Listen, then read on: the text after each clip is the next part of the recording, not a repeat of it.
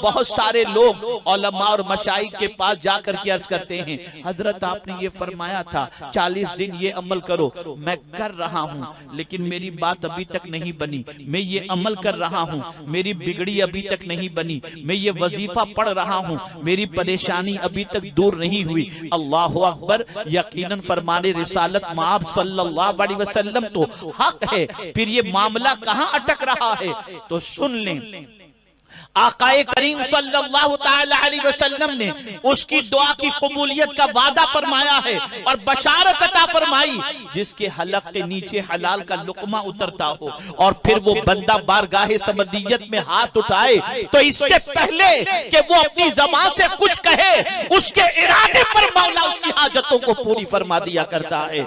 ऐ रसूल आज़म सल्लल्लाहु अलैहि वसल्लम के दीवानों, अब आइए मैं आपको बताऊं, एक अमल अगर पूरी दुनिया का मुसलमान इख्तियार कर ले, पूरी दुनिया का मुसलमान अपना ले, पूरी दुनिया का मुसलमान उसका आदी बन जाए, मैं यकीन के साथ कहता हूँ औलिया के फैजान से, रसूल आजम के फैजान से, कुरान मुकद्दस के फैजान से अल्लाह उसकी भी बिगड़ी बना देगा, उसके भी काम बना देगा। वो चीज कौन सी है? तो वो तकवा की दौलत है, वो अल्लाह से डरने की दौलत है। आइए मैं आपको बताऊं, कुरान ने जब वली की तारीफ की तो कहा अल्लदीना आमनु व कानू यत्तकून, जो ईमान वाले हैं और अल्लाह से डरते हैं वो अल्लाह के वली हैं। मेरे प्यारे आका सल्लल्लाहु अलैहि वसल्लम के प्यारे दीवानों, आपका हमारा डरना, ये डरना सिर्फ ज़बानी है, अमलन हमारी जिंदगी में अल्लाह का डर दूर तक दिखाई नहीं देगा। यही वजह तो है कि हम अगर अपने बच्चे को उंगली उठाकर कहें बेटे इधर आओ तो बेटा बात नहीं मानता, लेकिन गौसे पाक मुर्दे को ठोकर मारे तो मुर्दा जिंदा होता दिखाई देता है। या अल्लाह, माजरा क्या है? मुर्दे को गौसे पाक ने खिलाया नहीं, ठोकर मारते हैं तो जिंदा हो जाता है। जिस बच्चे को पूरी जिंदगी खिलाए हैं वो बच्चा बात नहीं मानता, तो जवाब मिलेगा गौसे पाक का कदम गुनाहों की तरफ नहीं उठा, गौसे पाक का कदम अल्लाह के इरशाद के खिलाफ नहीं उठा। और इतना अजीम कदम था गौसे पाक का कि गौसे पाक फरमाते हैं कदमी हाज़िही अला रक़बति कुल्ल वलिय्यिल्लाह, कि मेरा ये कदम सारे औलियाए किराम की गर्दन पर है। आइए समझते हुए चलें, ऐ रसूल आजम सल्लल्लाहु अलैहि वसल्लम के दीवानों, गौसे पाक जो कह दे मौला वो कर दे, गौसे पाक जो चाहे मौला वो कर दे, गौसे पाक जो कह दे मौला उसे कबूल कर ले।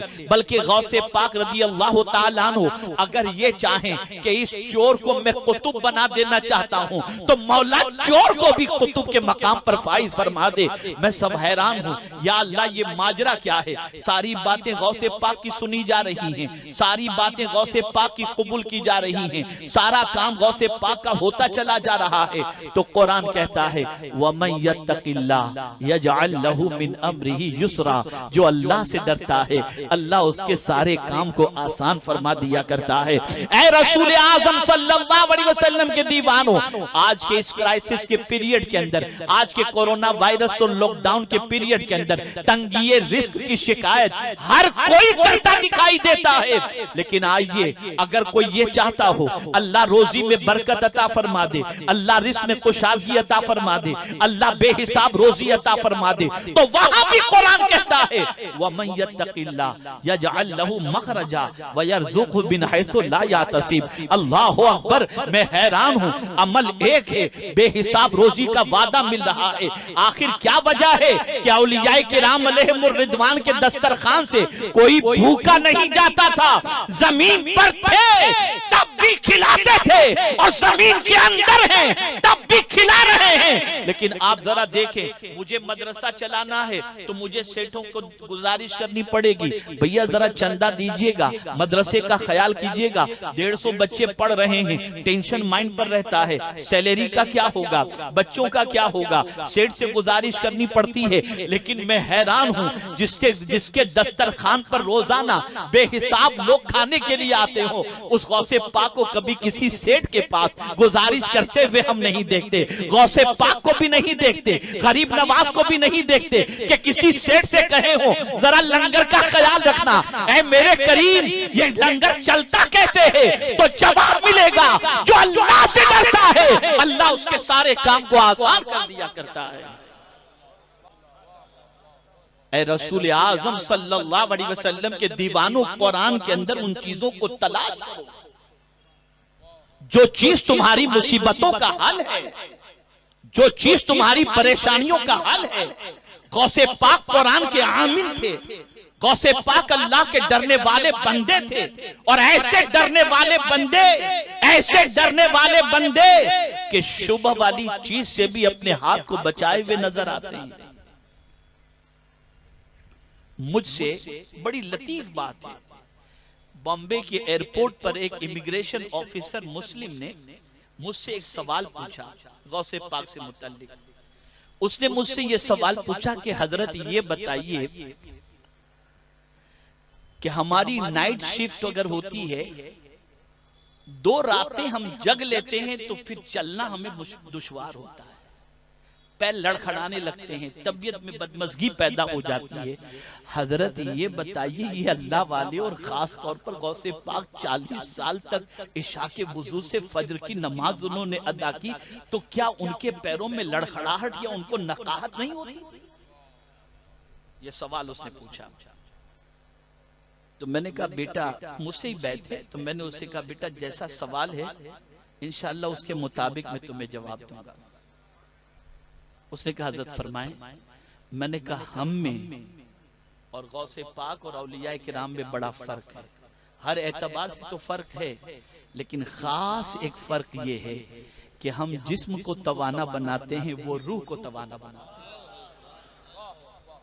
हम जिस्म को ताकतवर बनाते हैं, वो रूह को ताकतवर बनाते हैं। और याद रखना, जिस्म पर हुकूमत रूह की है, रूह पर हुकूमत जिस्म की नहीं है। और रूह की गिज़ा अलग है, जिस्म की गिज़ा अलग है। जिस्म की बीमारी अलग है, रूह की बीमारी अलग है। जिस्म बीमार हो पता चल जाता है, रूह भी बीमार हो तो पता चल जाए। जिस्म बीमार हो तो खाना अच्छा नहीं लगता, जिस्म बीमार हो तो पानी अच्छा नहीं लगता, जिस्म बीमार हो तो शरबत अच्छा नहीं लगता, और रूह बीमार हो तो नेकियां अच्छी नहीं लगती। रूह बीमार हो तो अल्लाह की इबादत में मजा नहीं आता, रूह बीमार हो तो सजदे में कैफ नहीं मिला करता, रूह बीमार हो तो अल्लाह से डरने का जज्बा पैदा नहीं होता।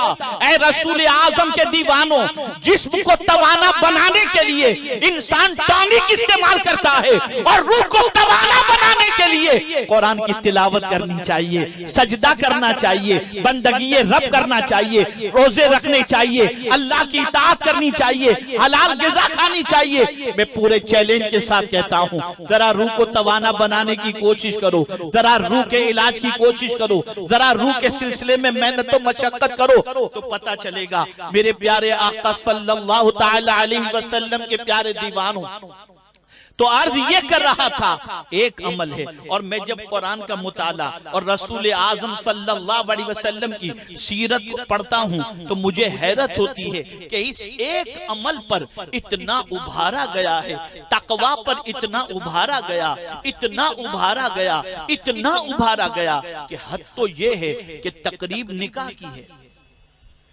तकरीब निकाह की है। लेकिन हुजूर सल्लल्लाहु अलैहि वसल्लम खुतबे में जो आयत पढ़ते हैं वो भी तकवा। ये नहीं पढ़ रहे फन के हु महताब लकुम मिनन निसाई मसना वसुला सबरुबा, ये नहीं पढ़ते वमिन आयातिही अन खलक लकुम मिन अनफुसिकुम अज़वाजन लितस्कुनु इलैहा।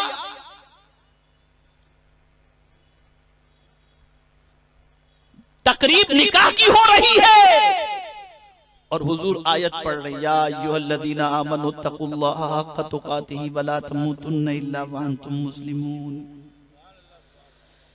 या अय्युहल्लज़ीना आमनु तक़ुल्लाहा वक़ूलू क़ौलन सदीदा। या अय्युहन्नासु तक़ू रब्बकुमुल्लज़ी ख़लक़कुम मिन नफ्सिन वाहिदा। या अल्लाह, ये तक़वा हर जगह क्यों लाया जाता है? तो जवाब मिलेगा, रब ये चाहता है कि बंदा एक अमल का आदी बन जाए, उसकी पूरी दुनिया और आखिरत संवर जाए, दुनिया भी संवर जाए और आखिरत भी संवर जाए।